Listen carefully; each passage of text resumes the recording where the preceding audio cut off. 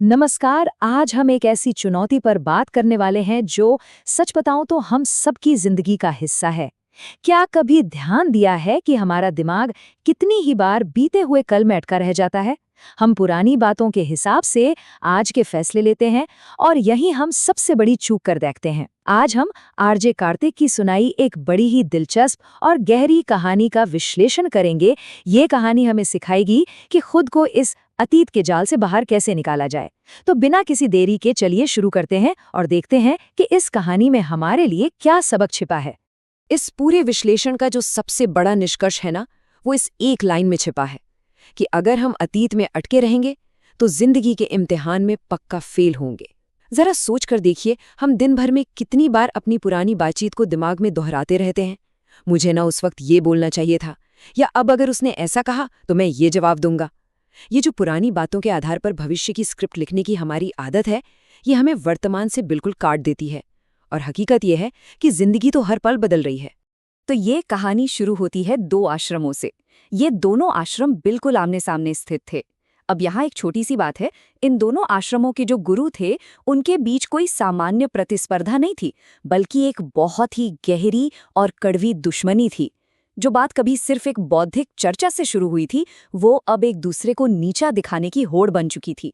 बात यहाँ तक पहुँच गई थी कि उन्होंने एक दूसरे की तरफ देखना और बात करना तक बिल्कुल बंद कर दिया था। दोनों जगहों की स्थिति बिल्कुल एक जैसी थी। दोनों ही गुरुओं ने अपने आश्रम में केवल एक एक शिष्य रखा हुआ था, और सबसे बड़ी बात, दोनों ने अपने शिष्यों को सख्त हिदायत दे रखी थी कि सामने वाले आश्रम के किसी भी इंसान से गलती से भी बात नहीं करनी है। बिल्कुल पूर्ण मौन।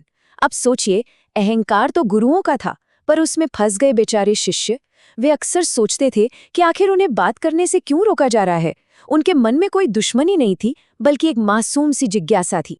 और यहीं से एक बहुत ही छोटी सी घटना एक बड़े मनोवैज्ञानिक सबक में बदल जाती है। हम इस पूरे किस्से को 3 दिन की एक टाइमलाइन के जरिए समझेंगे। पहले दिन बात होती है हवा की, दूसरे दिन मुद्दा पैरों तक पहुंचता है, और तीसरे दिन सामने आती है एक बड़ी ही साधारण सी सच्चाई।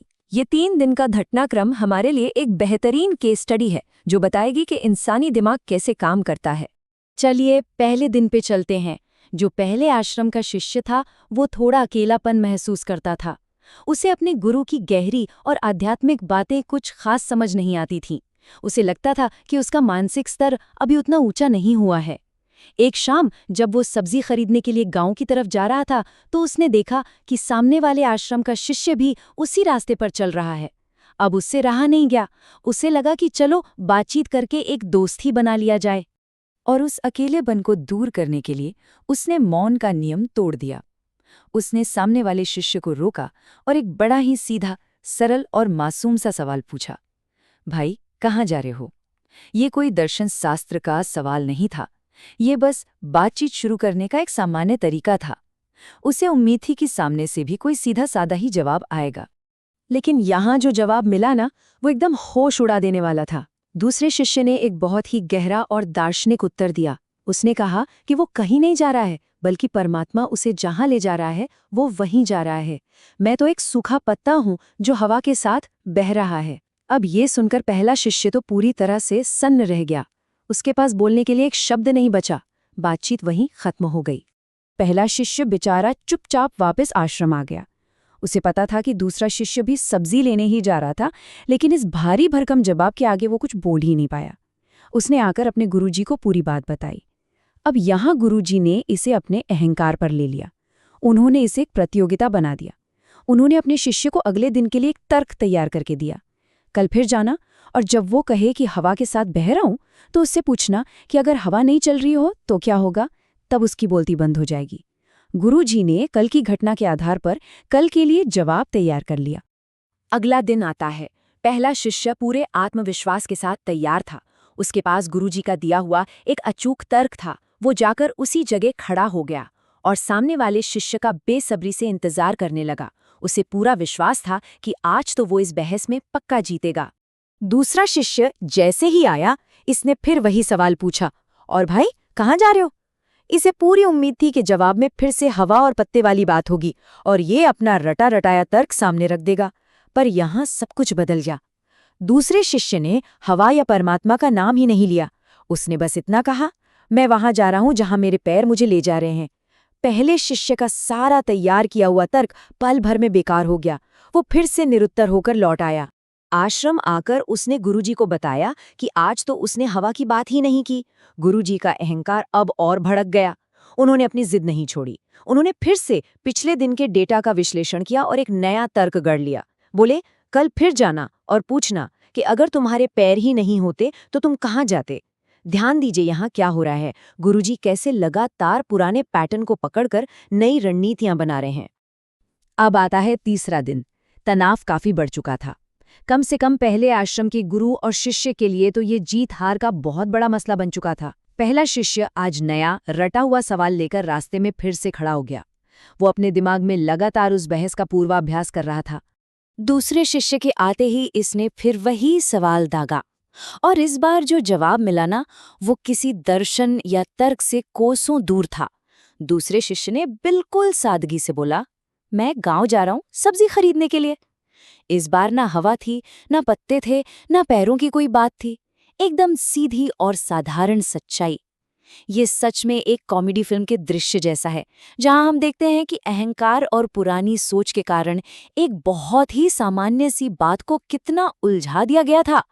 कहानी यहीं खत्म हो जाती है। बेचारा पहला शिष्य इस बार भी अपना रटा हुआ जवाब नहीं बोल पाया, लेकिन इसका जो असली सबक है वो बहुत गहरा है। चलिए अब इस कहानी से बाहर निकलते हैं और इसके मनोवैज्ञानिक पहलू को समझते हैं। यहीं हमें पता चलेगा कि आखिर हम अतीत से मुक्ति कैसे पा सकते हैं। सबसे महत्वपूर्ण बात यह है कि हम अपनी रोजमर्रा की जिंदगी में बिल्कुल उसी गुरु और शिष्य की तरह व्यवहार करते हैं। कल की बातचीत, कल की लड़ाइयों के आधार पर आज के लिए जवाब तैयार करते हैं। लेकिन सच्चाई ये है कि जिंदगी हर रोज बदल रही है। जो स्थिति कल थी वो आज है ही नहीं। अगर हम पुराने हिसाब से जवाब तैयार करेंगे तो जीवन के इस इम्तिहान में हमारा फेल होना निश्चित है। जो समय बीत गया वो वापस नहीं आने वाला। जो जवाब कल के लिए सही था वो आज के सवाल पर फिट नहीं बैठेगा। इसलिए ये बहुत जरूरी है कि हम अभी में रहें, इस वर्तमान क्षण में जिएं। हर पल बदल रही इस दुनिया के साथ हमें खुद को ढालना सीखना होगा। हमें अतीत की यादों में खोए रहने की बजाय अपनी आंखें और कान खुले रखने चाहिए, ताकि हम आज की वास्तविकता को समझ सकें। इस शानदार विचार को समेटते हुए कहानी सुनाने वाले आरजे कार्तिक अक्सर अपनी एक बहुत ही मशहूर लाइन कहते हैं, कर दिखाओ कुछ ऐसा कि दुनिया करना चाहे आपके जैसा। ये सिर्फ एक वाक्य नहीं है, बल्कि एक प्रेरणा है कि हम अपने जीवन को, अपने वर्तमान को इतने बेहतरीन तरीके से जिएं कि दूसरे लोग भी हमसे प्रेरित होना चाहें। अगर ये कहानी और इसका विश्लेषण थोड़ा सा भी असरदार लगा हो और ऐसे ही जीवन बदलने वाले विचारों को और गहराई से समझने की इच्छा हो, तो स्रोत सामग्री में कुछ बहुत ही बेहतरीन संसाधनों का उल्लेख किया गया है। आरजे कार्तिक की पहली किताब पढ़ी जा सकती है, जो हिंदी में कर दिखाओ कुछ ऐसा के नाम से और अंग्रेजी में डू समथिंग दैट मैटर्स के नाम से Amazon और फ्लिपकार्ट पर उपलब्ध है।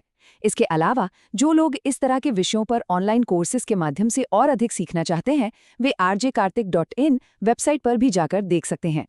इस विश्लेषण के अंत में चलिए मिलकर एक सवाल पर ठंडे दिमाग से विचार करते हैं। क्या हम वास्तव में इस पल में, इस वर्तमान में जी रहे हैं, या फिर हम भी उस पहले आश्रम के शिष्य की तरह कल जो बीत गया उसके लिए अपने मन ही मन में उत्तरों का अभ्यास करने में अपना आज बर्बाद कर रहे हैं?